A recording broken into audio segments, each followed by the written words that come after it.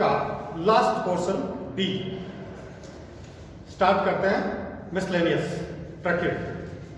अब तक हमने संबंध की तामील, वारंट जारी किया जाना, गिरफ्तारी इत्यादि से संबंधित प्रोविजंस इस चैप्टर के ABC पार्ट में देखे।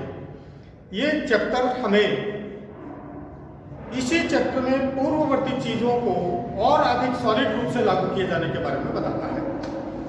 सेक्शन 102 हमें कहती है कि कुछ संपत्ति को अभिग्रहित करने की पुलिस अधिकारी की शक्ति। सामान्यतः हम ये देखते हैं कि किसी प्रॉपर्टी को सीज करने का पावर या तो प्रशासनिक अधिकारियों का होता है या न्यायिक अधिकारियों का होता है। या हम ये देख रहे हैं कि कब और किन परिस्थितियों में एक पुलिस अधिकारी किसी संपत्ति को सीज कर सकता है, जब्त कर सकता है, अभिग्रहित कर सकता है, प्राप्त कर सकता है। ऐसी स्थिति में जबकि कोई इस प्रकार की वस्तु है या कोई इस प्रकार की प्रॉपर्टी है जिसको न्यायिक साक्ष्यों के लिए आवश्यकता पड़ेगी। कई बार जैसे हम उदाहरण के लिए लें कि कोई विवादित भूखंड है, कोई प्लॉट है या कोई निवास है, कोई हवेली है, कोई बावड़ी है, कोई टेंटेज, कोई शिप या इस प्रकार की वस्तु है जो कि विवादित है और उस वस्तु को या तो प्रॉपर्टी के ओनर्स के द्वारा या कब्जाधारियों के द्वारा या रिलेटेड अन्य व्यक्तियों के द्वारा खुर्द-बुर्द या नष्ट किए जाने की संभावना है। अभी हमने कल ही देखा, न्यूज़पेपर्स में आया कि एक दामाद और ससुर की लड़ाई हो गई, जिसके अंतर्गत दामाद की नींव पटी तो उसने ससुर का घर जला दिया। कई बार इस प्रकार की स्थिति उत्पन्न हो सकती है, इस प्रकार का अंदेशा भी होता है। किसी पुलिस अधिकारी को पहले से ही इस बाबत न्यायालय के द्वारा नियुक्त किया गया है कि वो इस प्रकार की प्रॉपर्टी को सीज करेगा या वहाँ से नक्शा मौका बनाएगा, जो भी स्थिति है। और अगर वहाँ वो पहुँचता और उसको लगता है कि इस प्रकार की प्रॉपर्टी को खुर्द-बुर्द कर दी जाएगी, छिन्न भिन्न कर दी जाएगी, नष्ट कर दी जाएगी, तो ऐसी स्थिति में तात्कालिक रूप से उस संपत्ति को वो अपने कब्जे में ले लेगा, अभिग्रहित कर लेगा और उसको सील कर देगा। या अगर जरूरत पड़ी तो अन्य किसी पुलिस जाब्ते के साथ उसको सुरक्षित करेगा ताकि उस वस्तु के साथ या उस प्रॉपर्टी के साथ किसी प्रकार की छेड़छाड़ तब तक नहीं की जाए जब तक कि न्यायिक उद्देश्यों को पूरा नहीं कर लिया जाए। ठीक इसी प्रकार से सेक्शन 103 हमें कहती है मजिस्ट्रेट अपनी उपस्थिति में तलाशी का आदेश दे सकता है।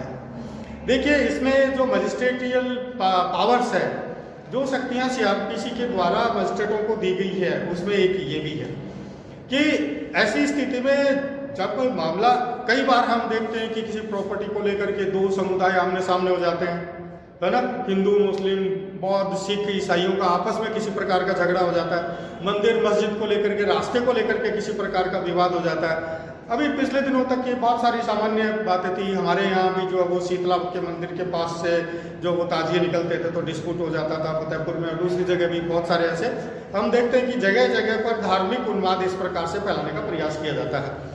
तो जब मामला अधिक पेचीदा हो जाता है और अधिक गंभीर हो जाता है तो ऐसी स्थिति में मजिस्ट्रेट स्वयं अपनी उपस्थिति में जाकर के उस प्रकार की वस्तु का, संपत्ति का या भूखंड का मुआयना कर सकता है और तलाशी लेने के निर्देश दे सकता है। सामान्यतः मजिस्ट्रेट्स जो है वो पुलिस अधिकारियों को इस प्रकार से एम्पावर्ड करते हैं, पावर्स को सब डेलीगेट करते हैं कि वो अमुक स्थान पे जाए और वहाँ जाकर के इस प्रकार की संपत्ति का लेखा जोखा लेकर के आए। लेकिन जब मामला बहुत अधिक पेचीदा हो जाता है, लोगों की जान माल की का जो वो खतरा उत्पन्न हो जाता है, तो ऐसी स्थिति में मजिस्ट्रेट स्वयं घटनास्थल पे जाएगा और अपनी उपस्थिति में तलाशी ले सकता है।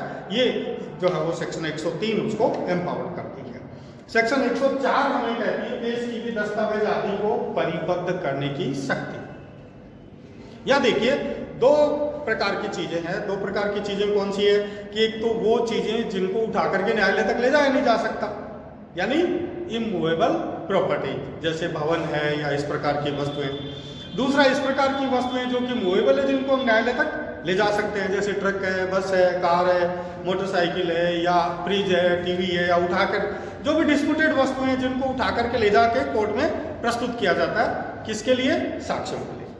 और जब कोर्ट में साक्ष्यों के लिए इस प्रकार की वस्तुओं को प्रस्तुत किया जाता है तो अगर कोर्ट को अंदेशा है कि इस प्रकार की वस्तु के साथ कोई छेड़छाड़ की जाएगी, नष्ट कर दी जाएगी, या उसका स्वरूप बदल दिया जाएगा, या उसको काम में लेने योग्य नहीं रहने दिया जाएगा, ऐसी स्थिति में उस वस्तु को के लिए न्यायालय ऐसा आदेश दे सकता है कि उसको एक स्थान पर सुरक्षित रख दिया जाए, परिबद्ध कर दिया जाए।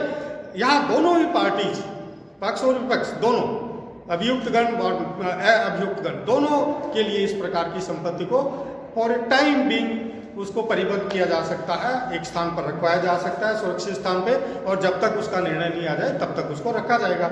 उसके पश्चात जो भी निर्णय आएगा, निर्णय के अकॉर्डिंग उस वस्तु को संबंधित व्यक्ति को सौंप दिया जाएगा। तो ऐसी स्थिति में इस प्रकार की वस्तुओं को परिबद्ध किए जाने की पावर्स जो है ये सेक्शन 104 हमें देती है। और लास्ट सेक्शन 105 इस चैप्टर की हमें ये कहती है कि आदेशिकाओं के बारे में व्यतिकारी व्यवस्था। यहाँ अब एक बार हम वापस चलते हैं कि जैसे सम्मन जारी किया गया और जिस व्यक्ति को सम्मन जारी किया गया वो व्यक्ति न्यायालय में उपस्थित नहीं होता है, तो क्या होगा, वारंट जारी कर दिया जाएगा।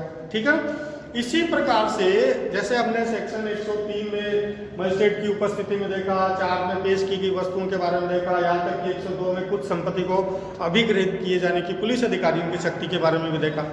न्यायालय के द्वारा इससे संबंधित जब कोई आदेशिकाएं जारी की जाती है तो स्पष्ट रूप से सेक्शन 105 हमें कहती है कि यदि उनकी अनुपालना नहीं होती है तो कोर्ट फिर क्या करेगी, दूसरा एडवांस एक्शन लेगी।